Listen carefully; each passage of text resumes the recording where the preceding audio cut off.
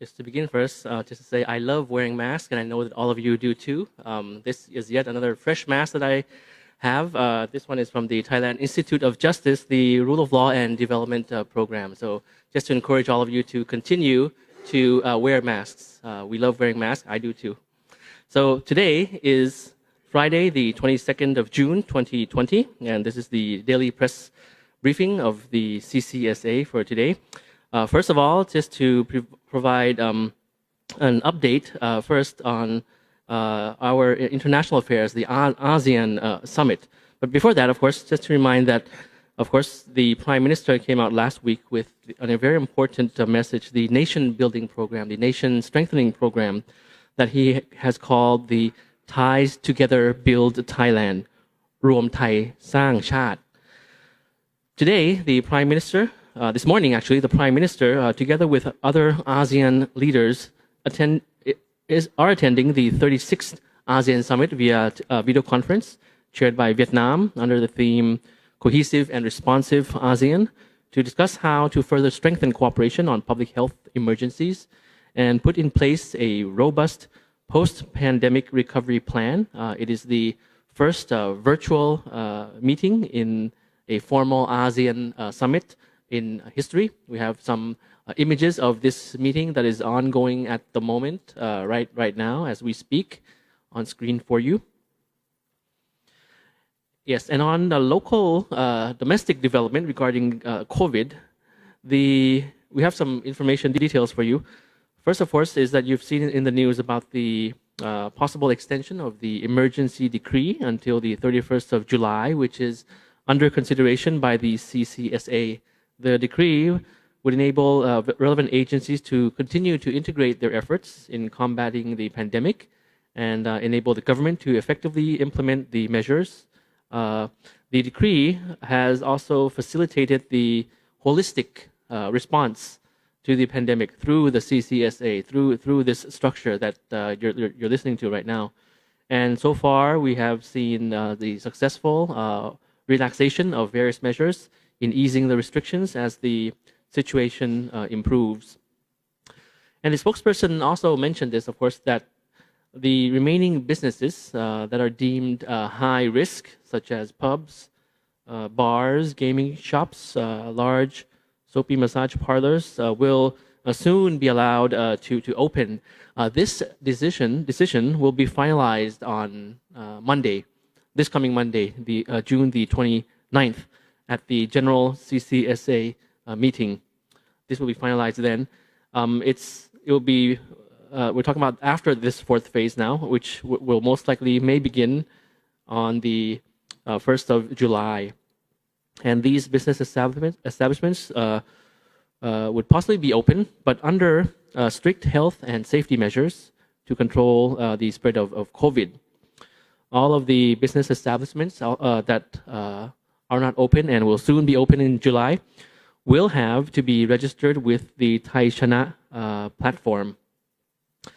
The Inspector General of the Ministry of Digital Economy also came and gave a briefing just now regarding Thai Chana, certain developments that we have in the platform and the application. For example, the application can now enable users to register for visiting museums and natural parks, for example, in advance, as well as, of course, the group check-in in Thai Chana that's already functional.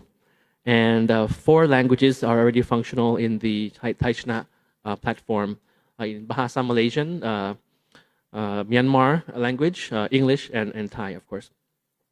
The CCSA, of course, will also be deliberating on the details of the draft and relaxed measures for a wider group of foreign nationals entering Thailand. The spokesperson mentioned this last Wednesday as well. There would be an expansion of the visitor groupings who will be allowed to enter Thailand under strict health and safety measures. So for the numbers of cases that we have, just to recap, because we did not have a briefing from the CCSA yesterday on Thursday. Yesterday, 1 new infection, a one-time male, aged 20, returning from Egypt, currently under the state quarantine system. He arrived in Thailand on the 9th and was found to be infected on the 24th of June, and he was asymptomatic. For today, we continue to have 0 new domestic cases, but 4 new imported cases have been reported. So we have coming up for you the slide in terms of the new confirmed cases. Yes, you see they're here now, 4, making the cumulative number 3,162. Out of that number, over 96% have recovered or been discharged already, and no fatalities. The 4 cases, which are all imported cases, we have 2 who are Thai nationals returning from Sudan. Both went into the quarantine system in Samut Prakan province, found to be infected on the 24th of June. They had symptoms of fever, loss of the sense of smell, coughing, and sore throat. The other 2, also female Thai nationals, returned from the repatriation flight from the UAE on the 13th of June and entered the quarantine system in Bangkok. Infected on the 24th of June, and they were asymptomatic as well. So just some observations on the number for today. No new COVID case domestically now for the 32nd day already. We have been with no domestic infection for 32 days now, only imported cases, all into the placed into the quarantine system during this period. Of course, however, even though we have 32 days of no domestic infection, it does not mean that we are safe and far and worry-free from COVID, of course, because there's always the possibility of a second wave of infection. As you see in the news, and as the spokesperson had recapped many times, a number of countries have already been entering the second wave already, despite the precautions, despite all the excitement of having low COVID cases. They are returning to the second wave already with certain infections, new clusters. I think around 3 or 4 countries already. Officially, it's still highly advised, of course, to practice good hygiene standards and minimize the risks of getting infected by COVID. Our new normal practice still stands, of course, has been a part of everyday life for now. So in terms of some images that we have, as usual, we have today some images from the Royal Thai Consulate General in Kolkata, India, visiting the Thai Muslim community, distributing relief supply kits comprising of goods such as medicines, alcohol, gels, and face masks. These citizens were in Kolkata since March for religious activities and currently are waiting for the repatriation flight back to Thailand. Their living conditions is standard, hygienic, and have been tested COVID negative.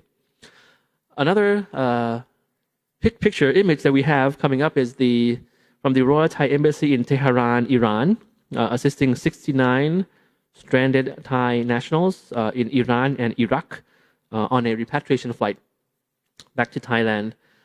They have been tested COVID negative by the COV2 qualitative real-time PCR method before departing to Thailand. Yes, so just in terms of some reminder notes for today, asking, of course, everyone to continue to remain vigilant and continue practicing good hygiene standards to protect yourself and your loved ones. Oh, we had some Q&As, of course, addressed to the spokesperson about the numbers. And I mentioned just now, of course, that low numbers of domestic infection or low numbers of imported infection does not mean that we should put our guard down. It's very important. The numbers might be kind of misleading in some sense.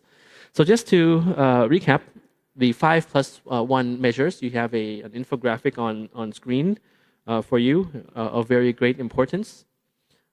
Face masks, washing hands frequently, keeping cleanliness, social distancing, avoiding crowded areas. Those are the 5. And +1, of course, using the Thai Chana. And just to recap once again, of course, it's very important, of course, for us to follow the various measures already announced, even until today. It's been many months already, of course, with COVID, but of course, let's try to keep our guard up until the very end. At the end of June, we'll end the 4th phase, and in July, that'll be the I'm not sure if we'll call it the 5th phase or no phase at all, returning back to normal. But in returning back to normal, it's very important for us to remain strong, to remain vigilant. And I'll just part by saying once again, I love wearing masks, and I'm sure that you do as well. Thank you very much, and have a very pleasant afternoon. สวัสดีครับ